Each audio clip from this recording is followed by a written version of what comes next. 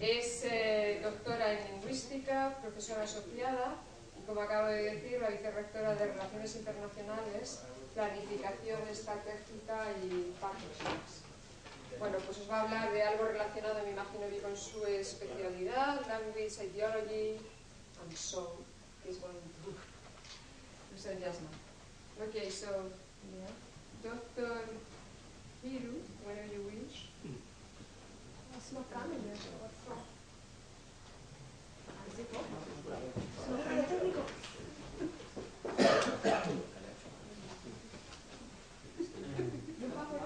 Mueve el red. ¿Tienes así?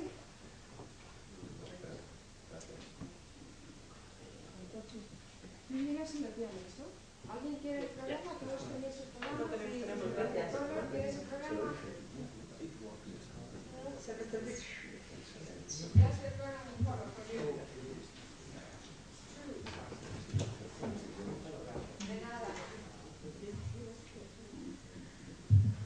Okay, my topic is quite different from what my colleague presented earlier. I'm not talking about Addis Ababa University nor external relations. My topic is it's on the language situation in Ethiopia. As a linguist, I'm very much interested in Ethiopian languages. So this is actually part of a research project which I was involved in, sponsored by NUFU, the Norwegian Research Council for Higher Education, Program for Development, Research and Education. And we had a project, a research project on Ethiopian language in Ethiopian schools. And we were undertaking this project with colleagues from the University of Oslo, Department of Linguistics. So this is, some part of the research output we had. Well, Ethiopia, I'm sure you know where it is by now. So Ethiopia is a multilingual country. It's a multilingual country and it's unique among other African countries as it managed to maintain freedom from colonial rule. It's a country never been colonized except for the 5-year occupation by Italian, and we call this wartime. It's not about another. So Ethiopian language belong to 3 language families of the large Afroasiatic phylum, Semitic, Cushitic, Omotic of Afroasiatic, and then the Nilo-Saharan phylum or superfamily. Well, I will focus on the relationship between Amharic, the national language of Ethiopia, and the official regional language of Tigray. My research project focuses on Tigray, the northern part of the country, and English, which is the de facto second language of Ethiopia, international language, as Tashoma mentioned it earlier. So to give you a brief historical background, Amharic was the only medium of instruction in schools until 1991, when a new language policy was initiated. So before 1991, across the region, across the country, Amharic was used as a medium of instruction, as an official language, and as everything. But then, 1991, overthrow of Derg by EPRDF, a new system. So here we have a new constitution that promotes ethnic federalism. And following that, we have development and promotion of regional language in Ethiopia. So here, various proclamations have been made to undertake the decentralization of decision-making between central administration and regional administration, and this includes also decision on language policy, on language use. Every region, we have 9 regional states in Ethiopia, so every region has got the right to choose the language of instruction in the school system, and also to choose the working and official language to be used in the judiciary system, in the offices, and so on. Well, the role of Amharic today, as I told you, since 1991, the role of Amharic has been changed. It cannot continue as the only national official language to be used in the education system other spheres. So now, of course, it is a working language of the federal government. It also serves as a lingua franca in Ethiopia, as a language used for communication purpose across various regions. And it is also used as a medium of instruction only in Amharic-speaking areas, so its role is now reduced. But of course, it serves as a medium of instruction in some part of the country, especially in the south, where different languages are used in one regional administration. Multilingual regions, like in the south, Amharic still continues to serve as medium of instruction in certain zones, not across the board actually, even here. And the role of English,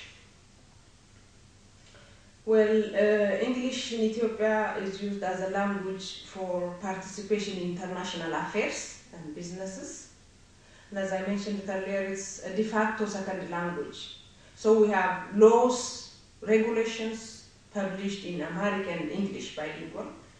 And we have also public broadcasting in English, in national television and radio and so on. English is also serving as a language of education. It's introduced into the school system gradually as a subject first and then as a medium of instruction. Again, it varies from region to region. This language of instruction in secondary schools and in universities of tertiary education. So my topic here is language ideology. What do I mean by language ideology? It refers to a set of shared attitudes, shared common attitudes and beliefs about language, underpinned by certain social and cultural values. So language ideologies often serve to rationalize existing social structures and dominant linguistic practices. It could also be overt and uncovered. So it can be institutionalized and become official language policies in certain cases. But what is interesting, though, is the ideology of the people in light of the official language policy, how people position themselves in light of language policy, through how they use language and what they say about language and speakers of particular language. Sometimes different. The official language policy and the people's attitude towards language use and other speakers of other languages. So this is the issue we try to explore, especially in Tigray region. But before that, let me give you a brief background of our constitution and language policy in Ethiopia. Our constitution in Article 5 says all Ethiopian language shall enjoy equal state recognition. So all groups, have the right to enjoy their language and to use their language for any kind of purpose. So it gives the right for people, unlike the previous language policy and constitution. But Amharic shall be the working language in the federal government. Members of the federation may be determine their respective working, by law determine their respective working language, as I said it earlier. So every nation, nationality, and people in Ethiopia have the right to speak, to write, and to develop its own language according to the current constitution, and to express, to develop, and to promote its culture, and to preserve its history. Coming to the implementation of this policy, currently, as I told you earlier, we have now over 85 languages spoken in the country. I said about because we don't even know the exact number of languages we have. We didn't even distinguish, which ones are separate languages or which ones are dialect variants. So this is, there's a lot to explore and study. It's a very interesting area for linguists.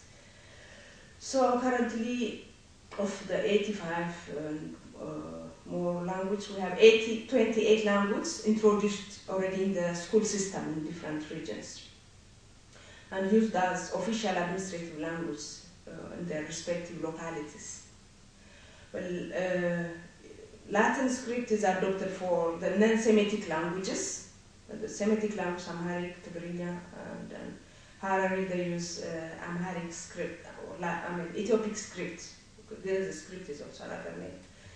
So 3 languages are given media time in the national television and radio, and we have also Academy of Ethiopian Language and Culture that works on promotion and development of Ethiopian language in general. And we have also regional cultural and language centers. And every region has got its own regional culture and language center to develop and promote its own language.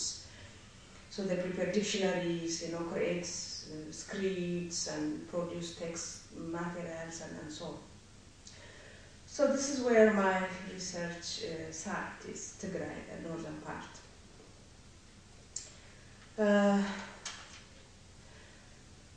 Well, in a recent book on African national identity, linguists Appler and Orwin write about Ethiopia with a focus on the 2 largest languages in the country, Tigrinya and Oromo. One of this is Tigrinya. So they write, the 2 largest languages of the country, aside from Amharic, Oromo and Tigrinya, occupied and still occupy a special place in the debate about language rights and language use in Ethiopia. Oromos and Tigrayans were in the forefront of the demand for the use of their own languages in all apparatus of modern life in Ethiopia. Language rights were conceived as one of the first and most tangible phases of the recognition of other ethnicities' rights. So, you can, language is used as a means of identity, as a right to exercise and to develop. So, this is Tigray region. The region has flourished, as stated before, yet even in its capital city, Mekelle, you see, sharp contrast between modern and rural. You see, goats, a boy herding goats, and you see also very complex monuments behind it. Just to give you an overview of the city, this is in Mekelle. Well, the languages in focus in this region are 3: English, which is, as I said earlier, de facto official international language 2. Amharic, the national language used to communicate with the rest of the country, the federal language, and Tigrinya, the regional language of Tigray. So in this study, we investigate the interaction between the 3 languages and people's attitude towards these 3 languages: international language, national language, and regional or local language, especially in the sphere of education in the school system. Just to give you a highlight about Amharic and Tigrinya. These are related in a way. Both are Semitic languages. They belong to one language family, Semitic, and both use Ethiopic script or fidel to write. But they are not mutually intelligible. They are separate languages. Tigrayans don't understand Amharic, or Amharas don't understand Tigrinya in their own linguistic skill. So the 2 languages are not mutually intelligible. Of course, they share some basic roots and vocabularies. So there is a high level of bilingualism in Tigray. Tigrayans speak Amharic as a second language. So there is a high level of bilingualism. So historically, Amharic was used as the only official language and medium of instruction even here in Tigray and, of course, the rest of the country. What is the language policy of this region look like? Well, Tigrinya is the official administrative language here. And this language is used as a medium of instruction from grade 1 to grade 8. Of course, before 1991 was Amharic. English taught as a subject from grade 1, but Amharic now taught as a subject from grade 3. This is really interesting, The national language Amharic is introduced only at the grade 3 level for students, but English is introduced down from grade 1, first grade. You can see the ideology here. English as a medium of instruction takes over from grade 9 onwards. Actually, there is no official policy on written languages in the public sphere. In the public, the use of language for shop signs, for billboard signs, and so on. But again, that tells you something about which language is more preferable and so on. So in this project, actually we did a social-linguistic survey of languages and language attitude, and we interviewed grade 5 students, their teachers and their parents in Tigray. We also had participant observations of classroom activities, and we had interviews with local and school authorities. Well, that's not important. We selected different schools from different, both rural as well as urban sites in Tigray, including, Ethiopia border, where Irob and Kunama are also spoken, minority language pockets in that region. This is Kunama. This is various sites, schools. Just to give you a highlight of the results of our questionnaires.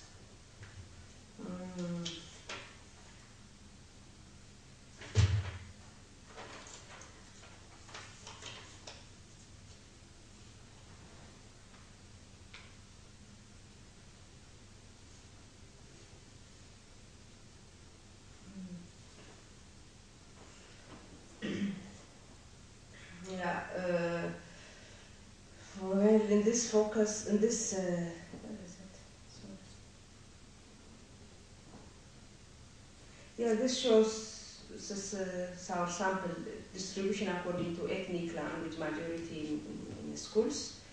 Well, the questionnaires used here are, asked children about their language background and what language they want to use, they prefer to use at home, in the street, in the school, and also whether they are exposed to media and reading materials in their language, and what kind of attitude they have towards Amharic and English. The parents' questionnaires also dealt with background, language use, language attitude, preference. Okay, so this is the thing.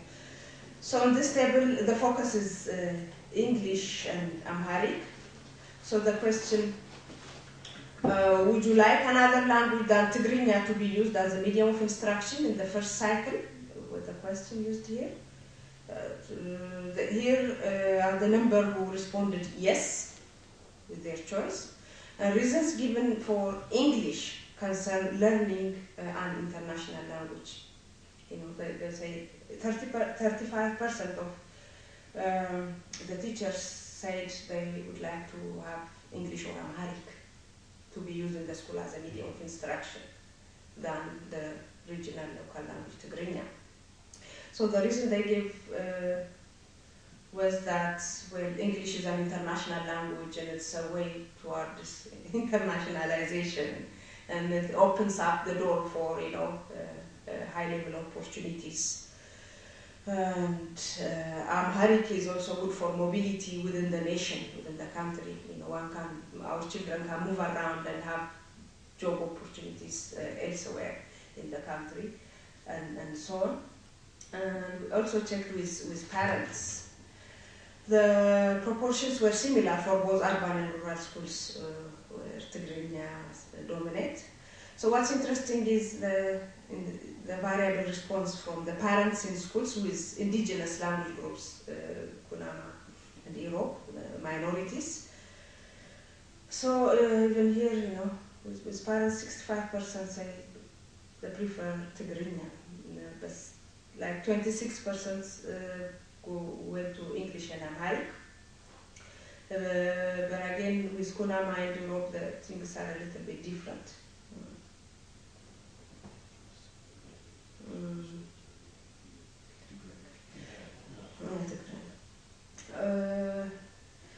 Although they were the children gave their own categories, what language do you speak in order to be liked by a girl, with the question.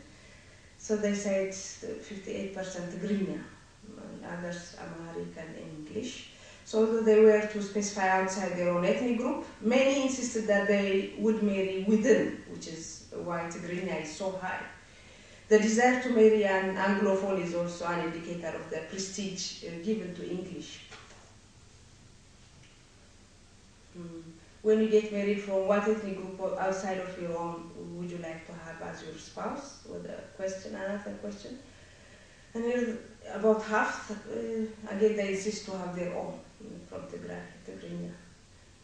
22% say, they would like to have an Amhara as a spouse, and also foreigners, 9%. So all, the trends in the data indicate that Tigray is, of course, a stronghold for Tigrinya. The regional language has flourished, since the new language policy and is evaluated highly. But Amharic still has a position in education, and some would like to push for more Amharic in the system in education. The English is evaluated as a language of modernity, often evaluated more highly than Amharic in this region. So there are various kinds of attitudes and ideologies reflected.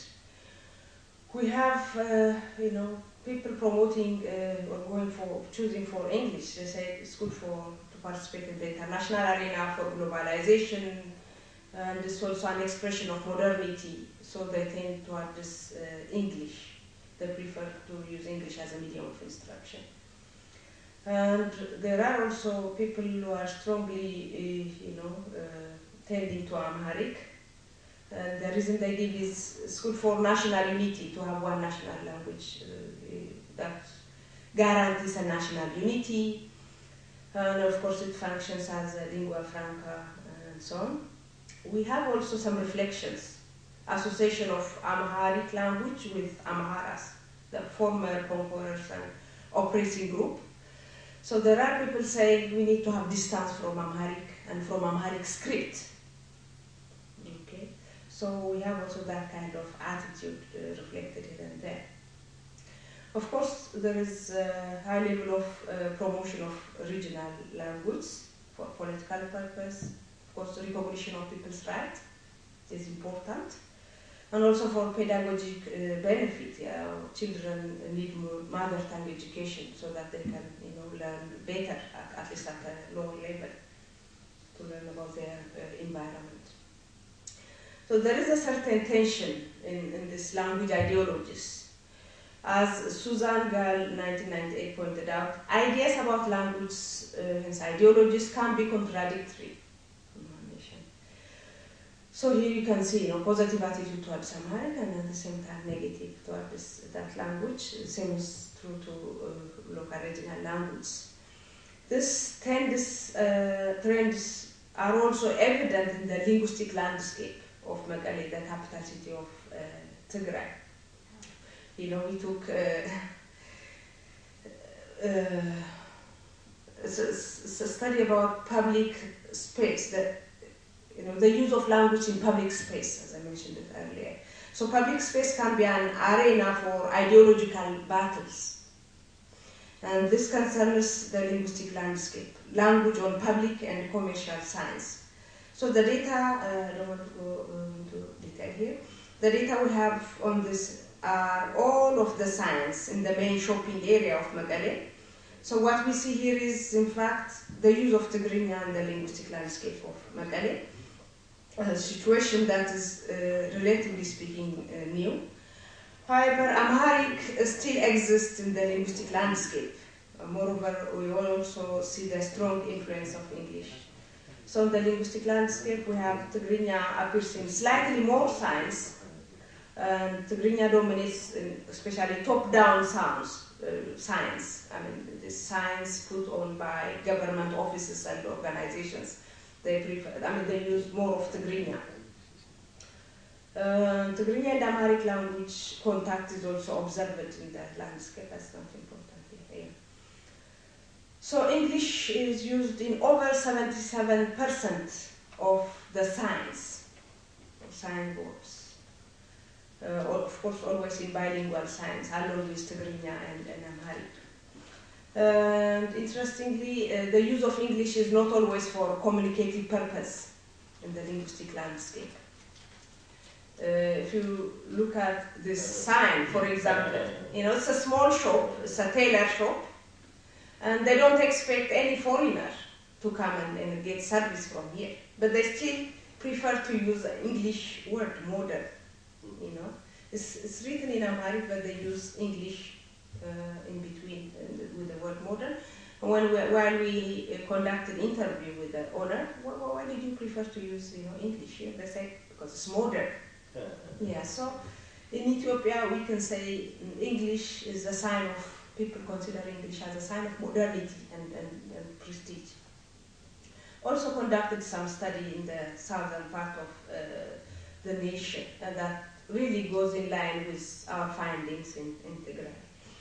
Here, you know, again in the south, local regional languages are introduced in the school system at the primary level in certain zones, not in all, of course. So here we had interviews to identify the attitude of parents and teachers towards the use of this mother tongue education. So parents misapprehend mother tongue education as learning one's own mother tongue. They therefore consider that it's a waste of time to send my child to learn his own language. Why should I send my child to learn, you know, Gamu or Walaita? He needs to learn either English or Amharic.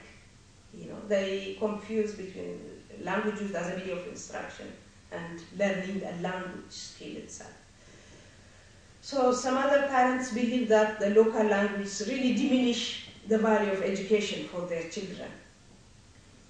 Still other parents believe that their children were being in jeopardy with occupational immobility and increased marginalization, since the local language would restrict them to local environment. So there are conflicting attitudes towards the use of local language and mother tongue education. And there is a high level, prestigious, positive attitude towards English, you know, as a language of modern and prestige state. And of course there is a high positive attitude towards Amharic in certain areas. So we can say in conclusion, you know, the local languages are gaining increasing prestige, of course, but the role of Amharic seems weakened under the current political regime, yet it still maintains high presence and positive attitude in certain areas. And there is increasing pressure and desire to use English for an international identity, also reflected in high evaluation of it in academic arena. So in conclusion, we can say Ethiopia experiences tension from within and from outside countries' borders in language policy. You know, we have in one way this international language, English, and we have also, you know, the development and promotion of local language to be used in different arenas, and we have also the federal national language that has been there as the only you know, language of education and an official language for years and years, and is still playing a big role. So this is what I have. These are kids from Tigray school, and thank you for your attention.